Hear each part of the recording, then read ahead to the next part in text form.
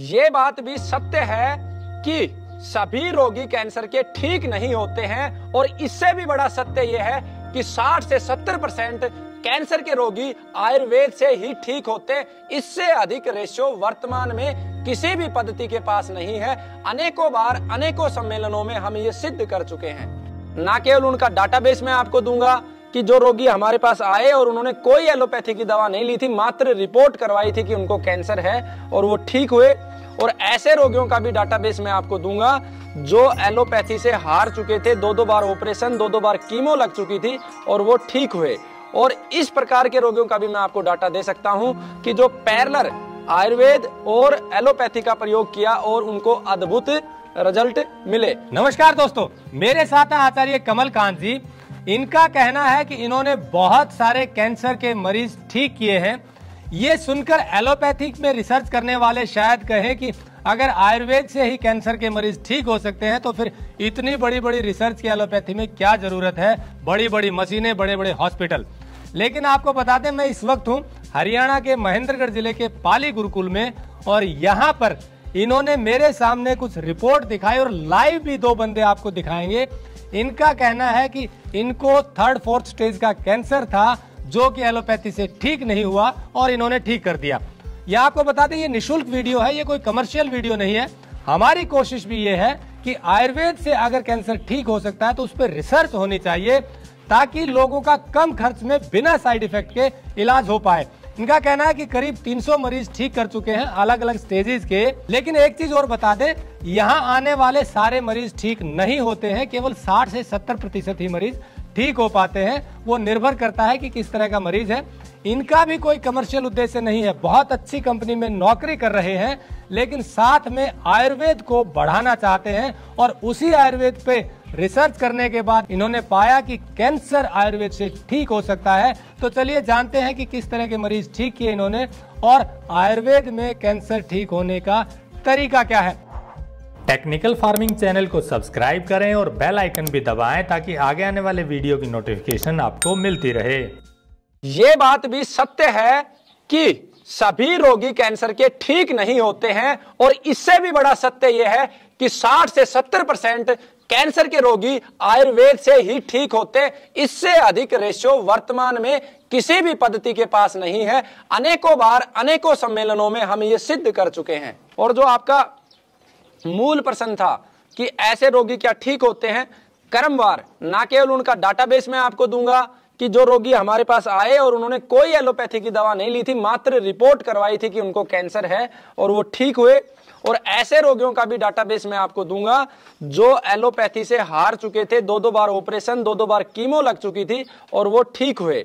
और इस प्रकार के रोगियों का भी मैं आपको डाटा दे सकता हूं कि जो पैरेलल आयुर्वेद और एलोपैथी का प्रयोग किया और उनको अद्भुत रिजल्ट मिले। जो रोगी यहाँ पे ठीक हुए हैं उनका जो बेस है वो आयुर्वेद और गौ माता है, प्रकृति माँ है।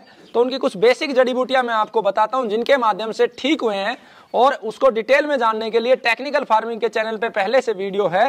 तो इसके अंदर जो सबसे बड़ी औषधि है मामरा बादाम है, सतावर है, अश्वगंधा है, तुलसी माता है और कचनार है, पुनर्नवा है जिसे हरियाणा में सांटी भी बोलते हैं, और सफेद मूसली है, अश्वगंधा है, केसर है, कीड़ा जड़ी है और देसी गौ माता का गोमूत्र है। इन्हीं मेडिसिन के माध्यम से थोड़ा बड़ा ऊपर नीचे रोगी की स्थिति के अनुसार बच्चादानी कैंसर में कुछ थोड़ा अलग चेंज करना होता है। भविष्य में आपको मैं प्रत्येक प्रकार के कैंसर का विस्तार से वीडियो भी बनवाऊंगा। तो इन्हीं औषधियों के माध्यम से रोगी बहुत आसानी से, लगभग 70% रोगी आसानी से ठीक हो जाते हैं। तो ये आपने बताया कि सभी रोगी ठीक नहीं हो पाते हैं 60 से 70, तो वो क्या डिफरेंस आता है, किस तरह के केस होते हैं जिसमें संभावना ठीक होने की ज्यादा होती है? देखिए, इस समय लगभग 70% तक वो रोगी जो 6 महीने तक परहेज और दवा समय से लेते हैं वो ठीक होते हैं। लेकिन इसमें जहां पर कमी हमें नजर आती है उसके 2 मूल कारण हैं। पहला कारण है जड़ी बूटियां, क्योंकि हमारी निर्भरता बाहर जो जड़ी बूटी बाजार में उपलब्ध है उनके ऊपर है। तो उसके लिए पैरेलल हमारी टीम काम कर रही है कि किस प्रकार से सभी जड़ी बूटियां हम देसी गौमाता के गोबर और गौमूत्र से अपने खेत में तैयार करें और ताजा जड़ी बूटियों से औषधियां निर्मित करें, जो पहला लूप होल है।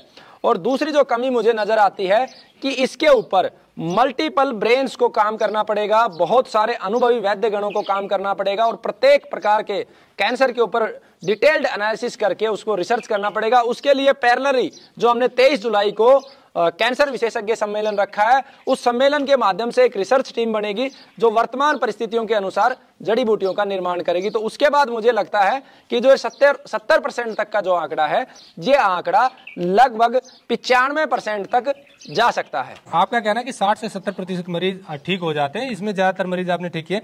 तो कुछ आप उदाहरण बता रहे थे, वो दर्शकों को बताइए कि किस तरह के मरीज थे, किस स्टेज के मरीज थे जो आपने ठीक किए, कहाँ के रहने वाले थे? ये जो रोगी है, ये रोगी टीचर है और इसकी खुद की बेटी एसएमएस में एमबीबीएस डॉक्टर है। 2 बार लगातार इनके ऑपरेशन हुए, कीमो हुआ, तीसरी बार फिर से कैंसर हुआ। उसके बाद ये गुरुकुल आती हैं और गुरुकुल आने के 6 महीने बाद बिल्कुल स्वस्थ हुई और आज लगभग 1 वर्ष हो चुका है इनको। इनकी सारी दवा बंद है और सभी रिपोर्टें सामान्य हैं। ये हिमाचल प्रदेश का केस है, निधि नाम है इनका, और इनको ऑपरेट करने के लिए और कीमो लगाने के लिए डॉक्टरों ने बोला था। ये सीधी गुरुकुल आई और बिल्कुल ठीक हुई और आज भी इनकी सारी रिपोर्टें सामान्य हैं। ओवरी के अंदर कैंसर था इनको, ओवरी कैंसर। एक और केस मैं आपको दिखाता हूं, ये 3rd स्टेज पेट का कैंसर था। इस रोगी को जींद से है, धर्मवीर जी है, जींद से है और ये बिस्तर के ऊपर थे और पेशे से मिस्त्री थे। जब गुरुकुल आए उसके मात्र 3 महीने के बाद दोबारा से इन्होंने मिस्त्री पने का काम शुरू किया और लगभग 4.5 महीने के बाद इनकी सारी रिपोर्टें सामान्य हैं, शरीर से भी ठीक और रिपोर्टों में भी ठीक। उसके बाद आपको एक और केस दिखाता हूं जो बहुत बड़ा केस है। ये 4th स्टेज का किडनी कैंसर का केस था। डॉक्टरों ने बोला कि एक किडनी निकालनी पड़ेगी और निकालने के बाद इनकी लाइफ मैक्सिमम 1 वर्ष होगी। चंडीगढ़ से है ये, सेक्टर 18 में इनका निवास है और आज से 1 वर्ष पहले इनकी सारी दवा बंद हो चुकी है और आज भी बिल्कुल ठीक है, सभी रिपोर्टें इनकी सामान्य हैं। एक और ये 4th स्टेज के मुंह का कैंसर का रोगी है। जब ये गुरुकुल में आए थे उस समय कीमो रेडिएशन ये ले चुके थे, 60 कीमो और 35 रेडिएशन ये 40 से ले चुके थे और इनसे पानी भी नहीं गिटका जाता था और मात्र 4 महीने की दवा के बाद आज ये खाना खा रहे हैं और इसकी सभी रिपोर्टें सामान्य हैं। फरीदाबाद के हैं, उमा आनंद इनका नाम है। एक और मैं आपको रिपोर्ट दिखाता हूं, 4th स्टेज का लीवर और गाल ब्लेडर पेट के पूरे एरिया में फैल चुका था। जिस समय इनको एम्स में ले जाया गया, इनको यह बताया गया कि चंद हफ्तों का इनका जीवन है।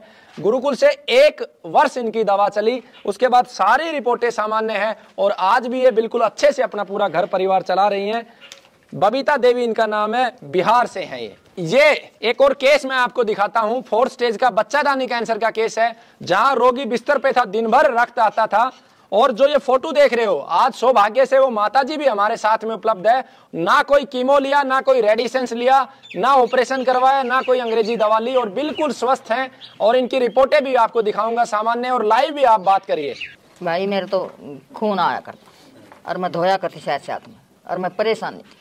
डॉक्टर ने बोला ऑपरेशन होगा, रोते जा, तो मैं डर गई, मैं ना जाऊँ तो मैं तो कमल करना आई, आना मुझे ठीक कर दी। ये देखिए, ये माताजी थी जिनको बच्चादानी का कैंसर था और लगातार रक्त आता रहता था, जिनका फोटो भी मैंने दिखाया, लाइव बात भी करवाई। और आज इनको जहां बच्चेदानी ऑपरेट करने की बात थी, आज इनको ना तो रक्त आता है, शरीर से ठीक है और साथ में इनकी रिपोर्टें, जो बच्चेदानी कैंसर की जो ब्लड की रिपोर्ट होती है CA-125, ये बिलो 35 होना चाहिए। इसका जो रेंज है इट शुड बी बिलो 35 और अब इसका जो रेटिंग है वो 23 है, यानी कि ये कैंसर सेल से बिल्कुल फ्री है। रिपोर्ट के आधार पर भी और शरीर के आधार पर भी जो इनकी समस्याएं थी, लगातार रक्त निकलते रहना, दिन में 5-5, 6-6 बार कपड़े चेंज करना और बिस्तर पे आ गई थी, आज आपके सामने है। ऐसा ही एक और रोगी जिसका आप पिक्चर यहाँ पे देख रहे हैं, 4th स्टेज का कैंसर का रोगी था, 28 कीमो लग चुकी थी, पूरे शरीर में फैला हुआ था और अंत में डॉक्टरों ने बोला कि लीवर और किडनी में भी है तो किडनी ऑपरेट करके निकालनी पड़ेगी और भी कीमो देनी पड़ेगी। उसके बाद गुरुकुल आता है रोगी और बिल्कुल ठीक है और अपना सारा जीवन अच्छे से चला रहा है और यहीं पर उपलब्ध है और आपसे मैं लाइव बात भी आपकी करवाता हूँ। मुझे दिल्ली ले जाया गया, दिल्ली मेरे जानने वालों ने मुझे बुला लिया और वहाँ हॉस्पिटल में दिखाया और वहाँ दोबारा से पेट CT स्कैन किया। CT स्कैन करने के बाद फिर वही बायोप्सी की, तो 2 बार बायोप्सी और 2 बार पेट CT स्कैन के बाद लगभग मुझे पूरे शरीर में फैल गया था। उन्होंने बताया कि अब आपको कीमो देनी पड़ेगी। कीमो 3 महीने में मुझे 28 कीमो लगी। 28 कीमो देने के बाद ऐसी हालत हो गई कि मुझसे चला भी नहीं जाता था। ब्लड लेवल था वो 6.5 हो गया था। मुझे ब्लड चढ़ाया गया और मुझे इतना कमज़ोरी महसूस हो गई कि मुझसे चला भी नहीं जाता था। तो बाद में उन्होंने कहा कि भाई घर से और बंदे बुला लो, आपको ब्लड और देना पड़ेगा। तो मैंने उनसे हाथ जोड़ के विनती की कि अब मुझे घर जाने दो, क्योंकि वातावरण मुझे सूट नहीं हुआ। क्योंकि जिस टाइम वहाँ खाना आता था तो मुझे उल्टी हो जाती थी, मुंह में बहुत ही फाले हो चुके थे, कुछ भी खाया पिया नहीं जा रहा था। तो उन्होंने कहा कि भाई कुछ दिन रेस्ट करो। तो मैं घर पे आ गया और उसके बाद उन्होंने 1 महीने बाद फिर पेट सीटी स्कैन किया तो पता लगा कि किडनी और लीवर पर जो कैंसर है वो रह गया है। फिर उन्होंने कहा कि भाई किडनी को ऑपरेट करके निकाल देंगे और लीवर को हम नहीं छेड़ सकते। तो 1 घंटे के लगभग मेरा दिमाग ख़राब रहा। तो मैंने बहुत ही अपने आप को संभाला और फिर मेरे जीजा जी ने बताया कि वहाँ गुरुकुल पाली चले जाओ और वहाँ आपका इलाज हो जाएगा। तो मैं गुरुजी के पास आया और बहुत ही दयनीय हालत में था कि मुझसे चला भी नहीं जाता था। मैं अपने घर से आया तब मेरे सारे शरीर में सूजन आ गया था। तो फिर यहाँ गुरुजी ने बहुत अच्छे से ट्रीटमेंट दिया। गौ माता की कृपा से मैं अब बिल्कुल सही हूँ। 6 महीने मेरी दवाइयाँ चली और मैं बिल्कुल 3 महीने में ही अपना काम करने लग गया था। 2.5 से 3 महीने में अपना काम करने लग गया था। अब मैं अपना सिलाई का काम करता हूँ, बिल्कुल स्वस्थ हूँ, मुझे कोई दिक्कत नहीं है। जो दूसरा रोगी आपसे भेंट करवाई, इस रोगी की जो स्थिति थी कीमो के बाद, बिस्तर के ऊपर था, फाले मुंह में थे, ना खा सकता था ना खुद का कार्य कर सकता था। मात्र 3 महीने की दवा के बाद इसका शरीर सामान्य हुआ, घरेलू काम और अपना रोजगार भी इन्होंने करना शुरू किया। और 6 महीने के बाद जब हमने रिपोर्टें इनकी दोबारा से करवाई तो रिपोर्ट इनकी बिल्कुल नॉर्मल। ये देखिए इस रिपोर्ट में ये बिलो 37 इसकी रेंज होनी चाहिए और रिजल्ट इनका है 17। तो 2 ही पैमाने होते हैं। प्राचीन पैमाना था शरीर, यानी कि प्रकृति निर्धारित करती है कौन बीमार है और कौन सही है। तो उसका पैमाना शरीर यानी कि फेस और बॉडी की जो लेवल है, काम करने की क्षमता है, उस पैमाने पे अभी ठीक है। और आधुनिक पैमाना ये कागज का टुकड़ा, तो यहाँ भी बिल्कुल ठीक है। और एक ये 4th स्टेज ब्रेस्ट कैंसर का रोगी है जिसको मेदांता ने कीमो लगाने के लिए बोला था। 6 महीने दवा चली और आज इसकी सारी रिपोर्टें सामान्य हैं। एक और रोगी मैं आपको ब्लड कैंसर का दिखाता हूं। 10 वर्ष की उम्र है, नरेला से है, वंश है और आज इसकी सभी रिपोर्टें बिल्कुल सामान्य हैं और ब्लड कैंसर के ब्लास्ट भी 0 हैं और शरीर से भी फिट हैं। एक और रोगी मैं आपको गले के कैंसर का दिखाता हूं। 2nd स्टेज का एक कैंसर रोगी था, कोई एलोपैथी की दवा नहीं ली। मंजीत जी है रोहतक से, मात्र 3 महीने में इनके सारे ट्यूमर्स खत्म हो गए। एक और रोगी मैं आपको दिखाता हूं जिनको मुंह का कैंसर था और जीभ पूरी कटी हुई थी। नागौर से हैं लूणा राम जी, नागौर राजस्थान से हैं।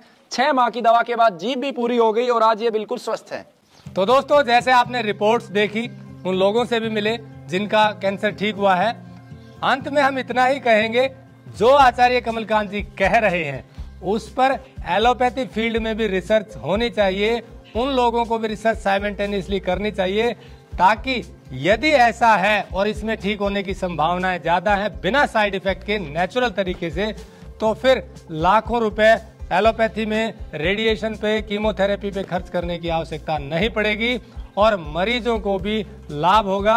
हमारी भी कोशिश सिर्फ इतनी है कि आयुर्वेद में जो हमारे पुराने समय से ये बताया जाता रहा है कि बीमारियों को ठीक करने की क्षमता है, उसको सही तरीके से लोगों पर अप्लाई किया जाए, ताकि ज्यादा से ज्यादा मरीजों को लाभ हो और लोगों का जीवन स्वस्थ और सुखमय बने। टेक्निकल फार्मिंग से जुड़े रहिए, आगे भी आपको ऐसे वीडियो दिखाते रहेंगे।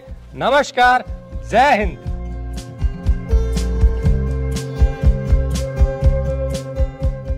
अगर आपको यह वीडियो पसंद आया है तो ज्यादा से ज्यादा लाइक और शेयर जरूर करें।